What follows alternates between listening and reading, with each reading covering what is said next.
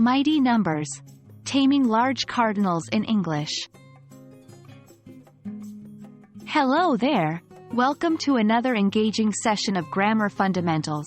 Today, we are going to unlock the mystery of using large cardinal numbers in English sentences. Cardinal numbers are simply the numbers we use for counting, and when they get big, they might seem daunting to use correctly in sentences. But fret not, by the end of this video, you will master this skill. First off, let's understand what we mean by large cardinal numbers. Numbers above 100 fall into this category, and they include hundreds, thousands, millions, billions, and so on. The key here is not to be overwhelmed. These are just numbers, after all, and we're going to tackle them step by step. In English, cardinal numbers typically appear at the beginning or in the middle of sentences, and seldom at the end. Here are some examples. 500 people attended the concert. She has written over 200 books. There are 7.8 billion people on Earth.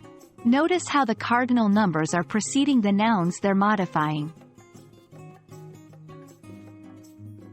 One tricky part of large cardinal numbers is knowing how to read them out loud.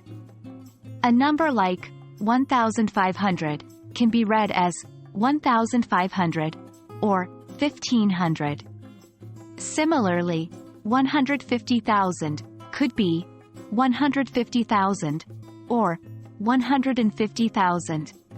The use of the word "and" in large numbers can vary depending on American and British English usage.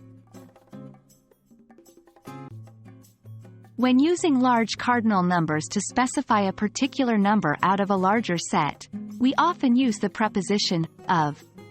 For example, 3 out of every 1,000 babies are born with this condition. She has visited 2 of the 7 wonders of the world. In these sentences, the cardinal numbers are part of prepositional phrases. And there we have it. You've learned how to use large cardinal numbers in English sentences. Remember, practice is key. Don't be afraid to use these large numbers when you speak or write. With time and practice, it will become second nature to you. Thanks for joining me today. Keep practicing and I'll see you in our next session. Happy learning!